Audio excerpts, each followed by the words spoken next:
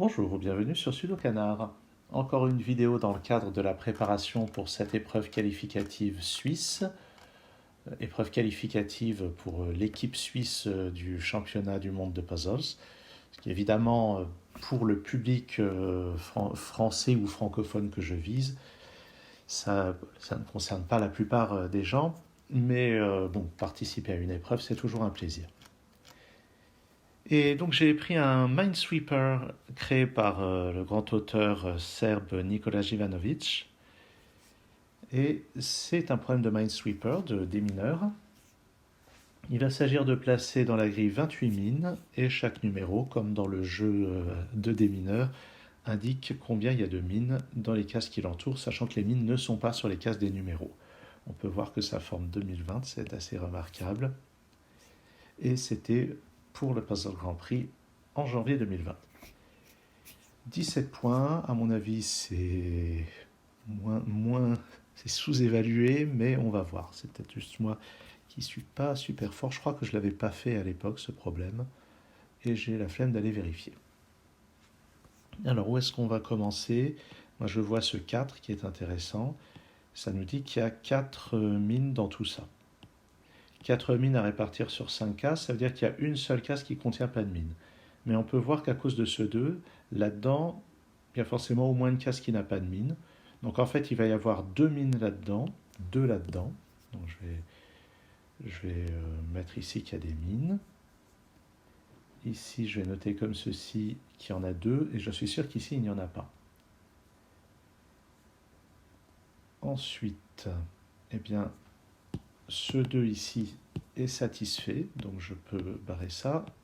Je peux barrer ça aussi parce que ce 1 est satisfait, et pour satisfaire ce 2, je vais mettre une mine ici. Notez maintenant que ce 3 n'a plus besoin que d'une seule mine, et il y en a forcément au moins une ici, donc j'en déduis qu'il y en a exactement une ici, il n'y en a pas là, et il va forcément y en avoir une là. Maintenant, ce 3 est complet, donc je vais pouvoir noter qu'il n'y en a pas ici. D'ailleurs, ce 2 est complet aussi. Et voici une ambiguïté qui est levée. Et tant qu'à faire, je vais signaler des indices qui sont déjà au complet. Ce 2 aussi.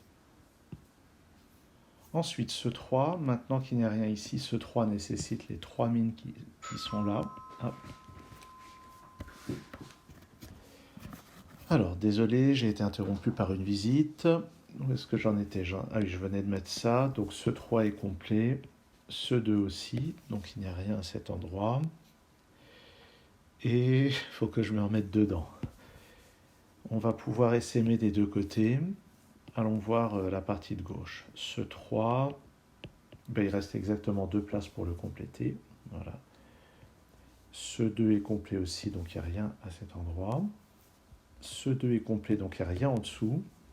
Et pour compléter ce 3, on est obligé de mettre une mine ici. Donc on a bien avancé.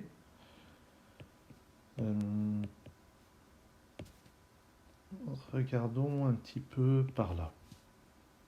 Ce 2 a déjà une mine, donc il y en a exactement une dans ces deux cases. Et pour que ce 2 soit complet, j'ai besoin d'une mine ici. Ce 2 nous informe qu'il va y avoir exactement une mine là-dedans. Ce 2 nous informe qu'il y en a exactement une là-dedans. Et ce 3 qu'il y en a exactement une là-dedans. Donc là, je pense qu'à ce stade, on ne peut plus avancer ici et que c'est à la fin, avec le nombre total de mines, qu'on distinguera ce qui se passe.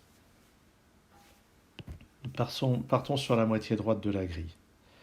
Ce 3 nous donne la présence d'une mine ici. Ce 3 est complet. Ce 2 aussi. Ce 1 aussi. Ce 3 aussi.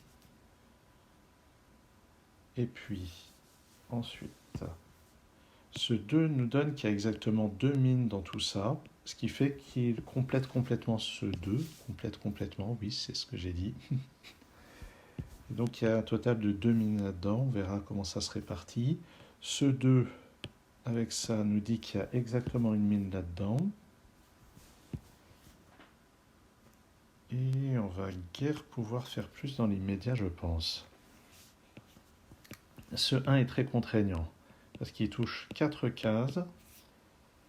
Et en particulier, qu'est-ce que ça nous donne?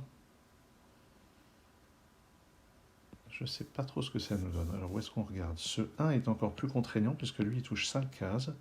Ah oui, ce 1 est utile pour ce 3. Ce 1 nous dit qu'il y a exactement une mine dans tout ça. Le 3 voit toutes ces cases, plus ces deux-là. Donc il y avait maximum une mine là-dedans. Donc ça veut dire qu'il y a les deux mines dans ces cases. Maintenant ce 2 est complet, ce 1 est complet. Ce 3 va avoir une troisième mine dans l'une de ces deux cases, ce qui veut dire qu'il n'y a rien dans celle-ci. Et puis maintenant ce 3 voit une mine ici. Il en a donc deux là. Ce 3 est complet, ce 2 est complet. Donc il y a une mine ici. Pour ce 2, il va falloir mettre une mine ici, ce qui complète les deux 2. Ce 2, il reste des ambiguïtés. Ce 3 est complet, ce 1 aussi. Ce 2 nécessite une mine parmi ces deux-là. Exactement. Et pour compléter ce 2, je dois mettre une mine ici. On commence à avoir bien avancé cette partie-là de la grille.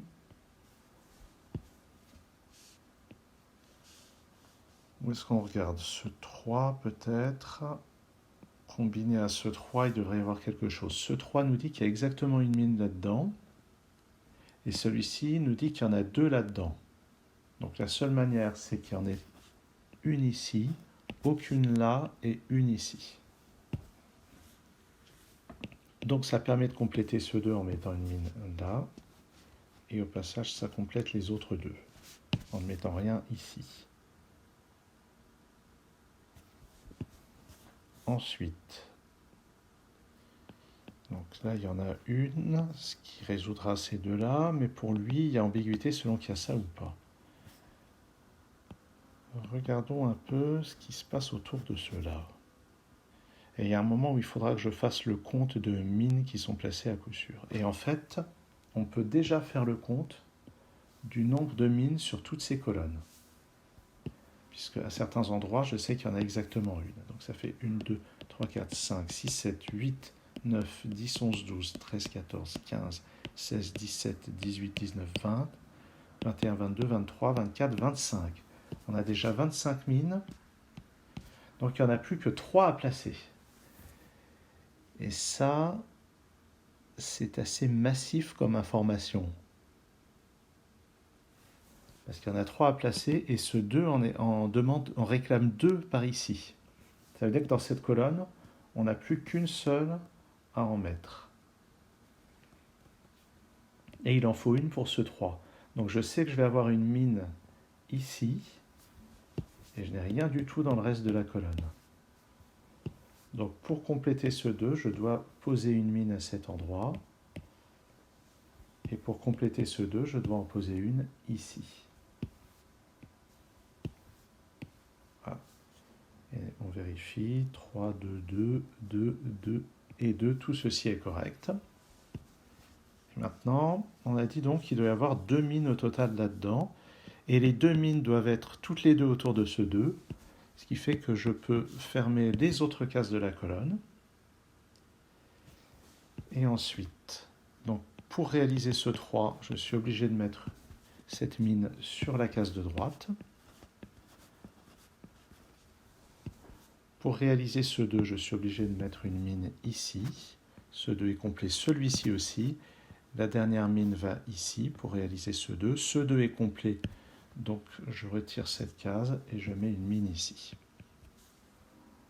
Et ça conclut la résolution de ce problème de Minesweeper qui rapportait 17 points. Moi, je trouve que c'est un peu long pour 17 points, mais Mais ce que j'ai bien aimé dans ce problème, c'est que ça met bien en évidence ce qui me semble être les mécanismes de base de ce genre de jeu de logique. Et dans le round auquel on est en train de se préparer, pour la Suisse, le problème rapporte 30 points, ce qui donne un temps idéal de résolution de 3 minutes. Donc ça devrait être à peu près le même niveau de difficulté, peut-être une grille un peu moins grande ou un petit peu plus carrée. J'espère que ça vous a intéressé et que éventuellement ça vous aura appris des choses. Merci d'avoir suivi cette vidéo. À très bientôt sur Sudokanar.